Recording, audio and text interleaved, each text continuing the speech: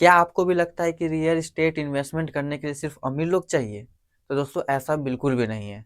आज का वीडियो आपका पूरा सोच बदल देने वाला है, क्योंकि दोस्तों आज की वीडियो में हम बात करेंगे कि हम कैसे शुरू कर सकते हैं और इसके बाद आपको कौन-कौन से गलतियाँ नहीं करनी है जिससे आप इन्वेस्टमेंट में आपका लॉस हो सकता है। तो दोस्तों बिल्कुल आसान भाषा में आज की वीडियो में बताने वाला हूँ, इसलिए वीडियो को लास्ट तक देखिएगा, क्योंकि लास्ट में आपको एक स्ट्रेटेजी पॉइंट मिलने वाला है जिसे आप समझ जाते हैं तो इन्वेस्टमेंट में आपका बहुत हेल्प होगा। बात करते हैं रियल एस्टेट इन्वेस्टमेंट क्या होता है। दोस्तों रियल एस्टेट इन्वेस्टमेंट होता है जैसे कि किसी प्रकार का प्रॉपर्टी हो गया, घर हो गया, मकान हो गया, फ्लैट हो गया, इसे आप खरीदते हैं और उससे प्रॉफिट कमाते हैं। तो कैसे दोस्तों, पहला पॉइंट देखिए, जैसे किसी भी प्रॉपर्टी आप खरीदें, यानी किसी घर को आप खरीदते हैं और उसको किराए पे लगा देते हैं, तो उससे भी आपका प्रॉफिट होता है। और दूसरा, किसी भी घर को आप खरीदें और कुछ साल बाद उसको सेल करते हैं, जैसे कि 10 लाख का आप किसी प्रॉपर्टी को खरीदते हैं या घर को खरीदते हैं, तो उसके बाद 10 साल बाद उसका रेट हो जाता है 15 लाख। यानी टाइम टू टाइम जमीन का रेट होता है, जो रियल एस्टेट का जो प्राइस रहता है वो दिन पर दिन बढ़ता रहता है। उसी अकॉर्डिंग से बात करते हैं कि 10 लाख में आपने खरीदा, 15 लाख में सेल किया, तो उसमें आपका 5 लाख प्रॉफिट हो जाता है।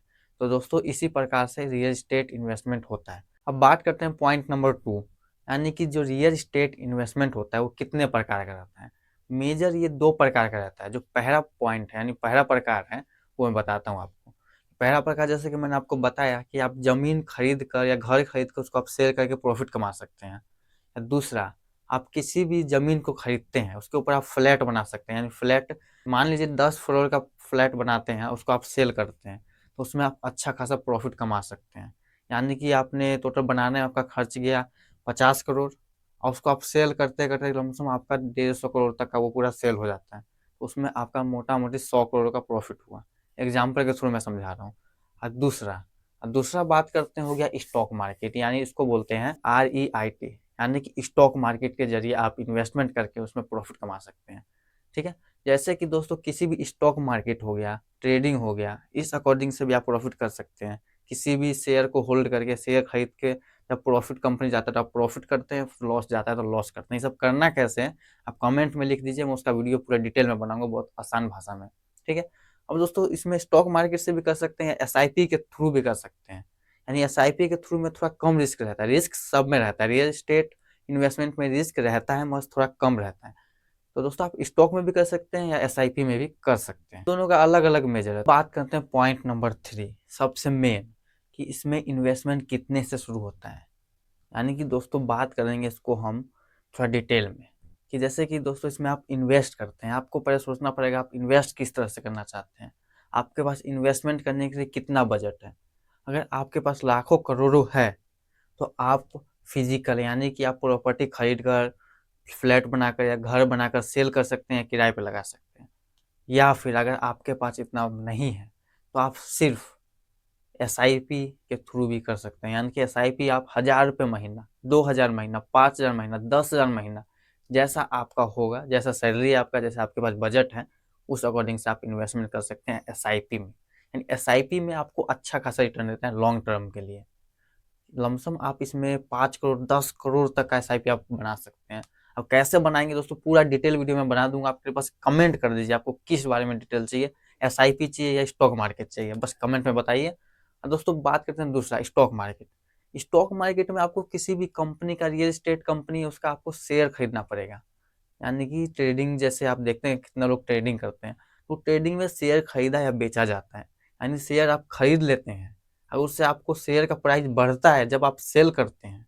यानी ट्रेडिंग में अगर आप सेल करते हैं तब जाके आपका प्रॉफिट होता है, या अगर वो लॉस में चल जाए तब आप सेल करते हैं, आपका उसमें लॉस होता है। यही होता है स्टॉक मार्केट में। उसका पूरा डिटेल जानने के लिए प्लीज़ कमेंट करिएगा।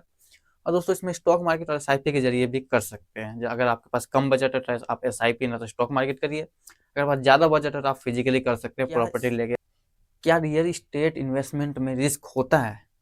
तो दोस्तों मैं आपको पहले बता दूं कि हर एक इन्वेस्टमेंट में रिस्क होता है, इसलिए रियल इस्टेट इन्वेस्टमेंट में भी रिस्क है।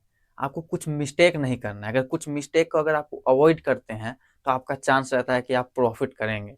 आपको कौन कौन सा मिस्टेक नहीं करना है। बेशक आप स्टॉक मार्केट में इन्वेस्ट कीजिए या SIP में इन्वेस्ट कीजिए या फिर आप प्रॉपर्टी में इन्वेस्ट कीजिए, तो आपको ये 5 मिस्टेक नहीं करना है। तो पहला मिस्टेक, लोकेशन। यानी कि अगर आप स्टॉक मार्केट में करते हैं, जो कंपनी वो किस लोकेशन पे है वो भी आपको डिपेंड करना है। या फिर आप प्रॉपर्टी में करते हैं तो किस लोकेशन पे आप जमीन लेके फ्लैट बनाएंगे या घर बनाएंगे, दुकान बनाएंगे, क्या वो चलने वाला है? आपको ये पूरा क्लियर करना पड़ेगा। और दूसरा, पेपर वर्क, यानी कि जितना भी आप कर रहे हैं इन्वेस्टमेंट, बेसिक स्टॉक मार्केट में करिए या फिर प्रॉपर्टी में कीजिए, उसका पेपर वर्क तो कंप्लीट है क्या? पेपर वर्क में कोई प्रॉब्लम तो नहीं है? और तीसरा, मेंटेनेंस कॉस्ट, यानी कि आप जितने भी स्टॉक मार्केट में करते हैं, जिस कंपनी में करते हैं, उसका मेंटेनेंस कॉस्ट कितना है उस प्रॉपर्टी का। या फिर आप प्रॉपर्टी में करते हैं, अपना पर्सनल प्रॉपर्टी खरीद के उसमें घर बनाते हैं या फिर घर खरीद लेते हैं, उसको आपको आगे सेल करना है, क्या उसका मेंटेनेंस कॉस्ट कितना होने वाला है? ज़्यादा तो नहीं है? उसका आप एक्सपेंस कर पाएंगे कि नहीं कर पाएंगे, उससे प्रॉफिट कमा पाएंगे कि नहीं कमा पाएंगे? आपको बस ये बात का ध्यान रखना है। कुछ इसी प्रकार का अगर बात ध्यान रखते हैं, अगर आप स्टॉक मार्केट या फिर प्रॉपर्टी में इन्वेस्ट करते हैं, तो आप प्रॉफिट 100% कर पाएंगे।